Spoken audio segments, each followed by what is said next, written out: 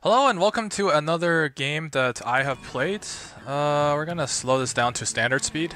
Now, this is not going to be like a standard game since this is of course post-commentary. I'm actually gonna hide this just to get a little bit more screen space.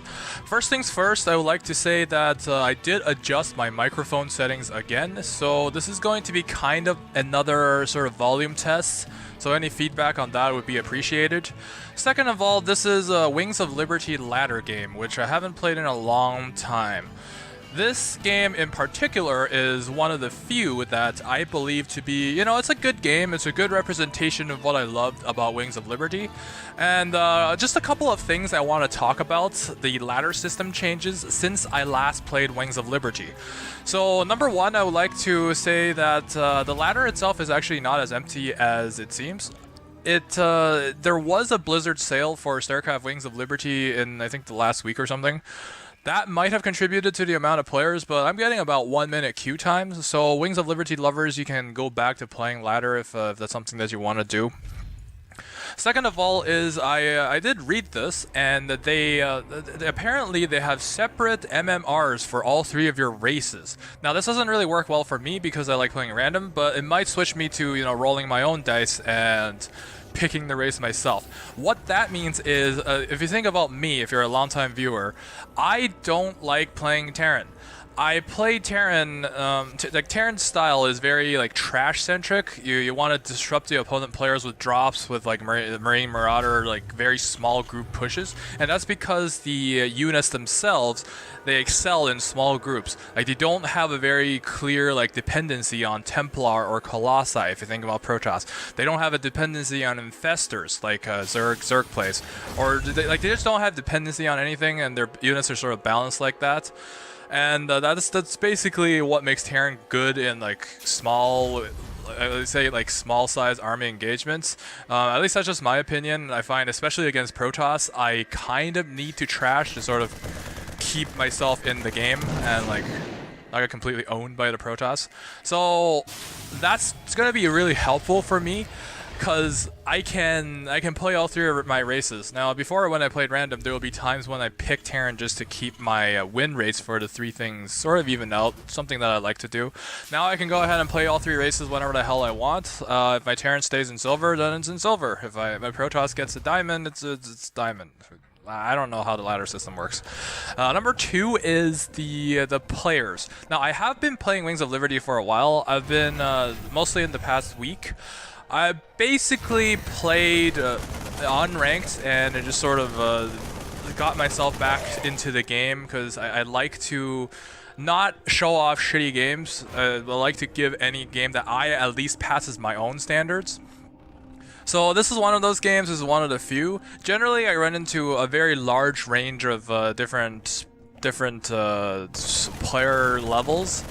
So we got that going on, and this is actually really unfortunate. Number one, because it just lost two guys with guns over here, and number two, because while I'm playing these games, I generally get to kill an SCV. So this guy clearly right off the bat is very, I would say, skilled, but that's relatively speaking, because this these are the things that he's doing well, in my opinion. He's getting vision.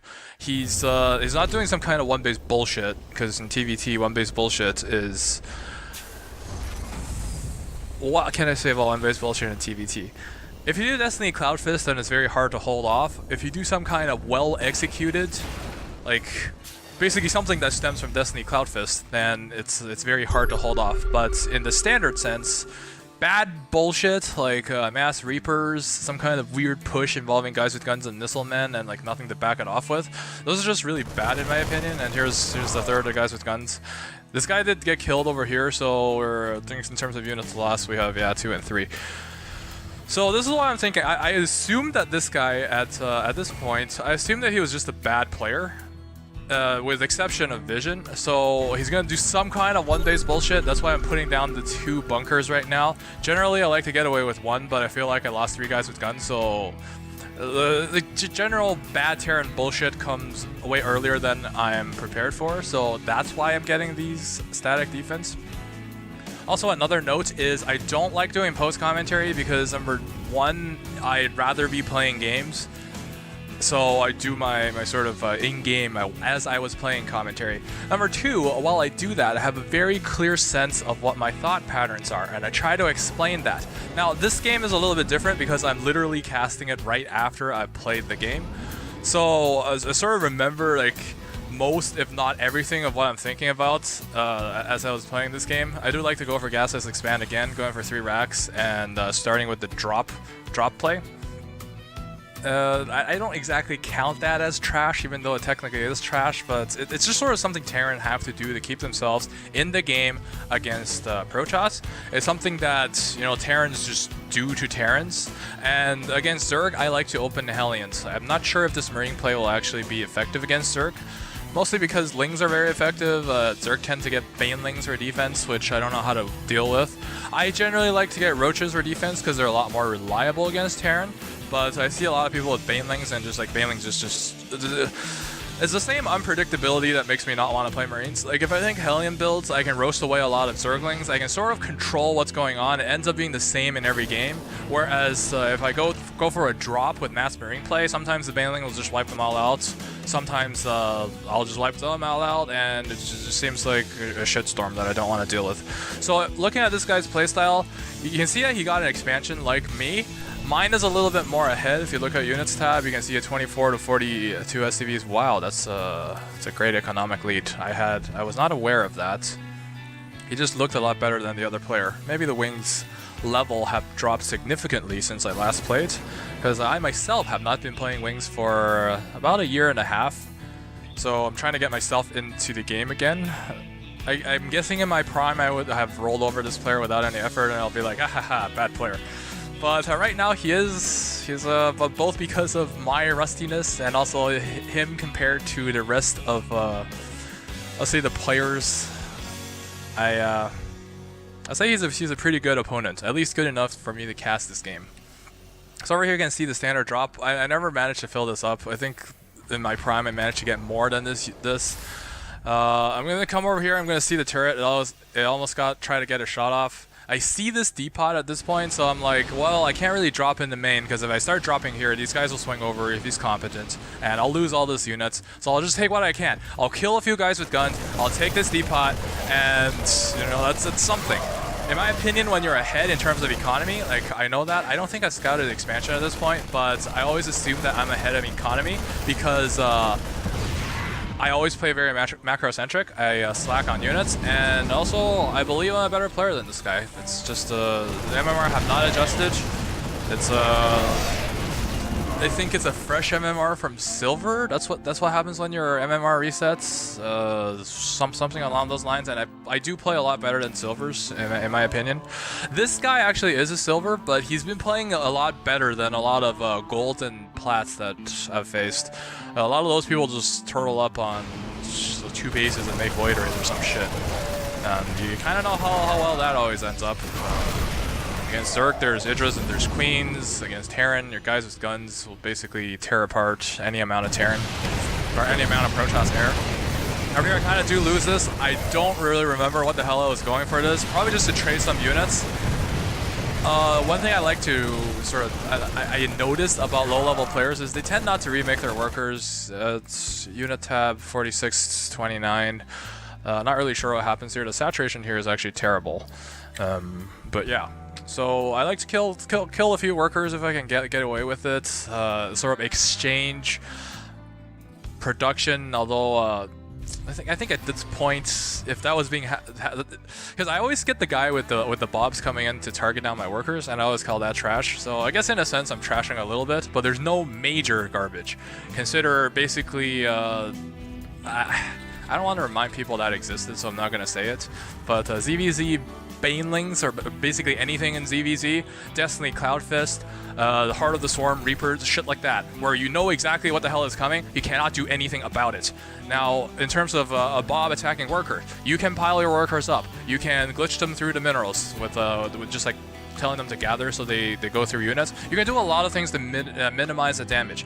If you think Reapers and Heart of the Swarm, you cannot do anything about that. It's just complete bullshit. Now, in terms of I would say what I say the nowadays ladder on Wings of Liberty, at least what I'm running into. A lot of players like to put down static defense. I don't know if this is because of pro play and Legacy of the Void. I do imagine with all the trash going on, you might want a few of these things. But here's my problem with investing in defense, especially static defense. Like tanks is an exception because they handle as well as static defense, and like you can use them later on. Static defenses cannot be moved. Static defenses cost a lot of resources. So you put the static defenses here, sure it's going to deflect the trash now and then, but later on the trash is just going to be so great in magnitude that like no amount of static defense is going to be enough. Also, as you expand, the amount of coverage you need for static defense goes up, so eventually you're just going to have such a low amount of army count that it's not going to matter. Like your static defenses, yes, they deflected the trash, but you're so behind because you built so many of them that it doesn't really matter anymore. So right now I'm actually doing this thing with the tanks. I do like to go Marine tank against Terrans because it's good Vespene gas usage. Over here I saw one siege tank fire, so that's why I actually decided to move up. I would have backed off if there was more than one, just because of how fast guys with guns die. And over here I'm just taking down the rocks. My thought behind this is, yes, he did put this, and I believe I saw the command here. So what I'm going to do is I'm going to set up over here. I'm going to prevent any more reinforcements from coming over here. And eventually I'll be able to bring this down and set up a contain over here. I like to position my units between their bases if I can. Like this over here prevents any units from coming out here. All the production is in the main, so he'll have to put in a lot more effort to get them to my base. So this also indirectly protects my base as well, my positioning over here. Although sometimes, like, I remember before, I just run into problems where I cannot break down these rocks and set up like this. Like, my opponent will just not let me. That's why sometimes I just move right up here. And Terran is also an exception because they can set up with tanks. If you think about Zerg and Protoss, they don't really gain an advantage setting up at any position. So that's why the Terran is I'll say anything involving siege tanks, the positioning is very, very important. And over here, I do also remember my Vikings. This might be too many, but Vikings do extra damage against medevacs. I like to keep a few to bring down the medevacs, to grant my tanks the extra vision without scans. And that's exactly what I did over here. I'm kind of remembering what I used to do when I played this game.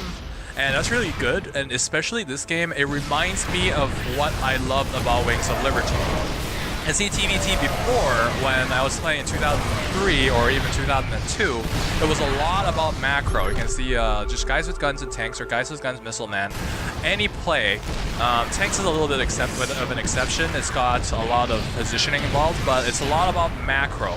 You just macro at each other, and whichever one of you have the best decision making when you're going to expand. Are you keeping up with your upgrades? So those kind of things would win you to TVT. And then the Destiny Cloudfist garbage came, and the Heart of the Swarm introduced even more garbage to the meta, and people just sort of started copying the pros. And it was Destiny Cloudfist, Destiny Cloudfist, Destiny Cloudfist, Reaper garbage.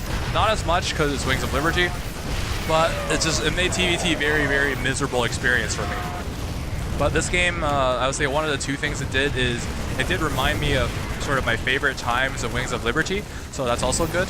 And also this guy was playing at a level that I would say is very impressive compared to the rest of the players that I've had. That's why I wanted to show this game. I also wanted to talk about the new ladder system, and I'm officially back to playing Wings of Liberty. We'll see how long that lasts. Just me trashing the base at this point. I don't think I ever got to break this. Yeah, he just left at this point. So thanks for watching, and look forward to more videos, I hope.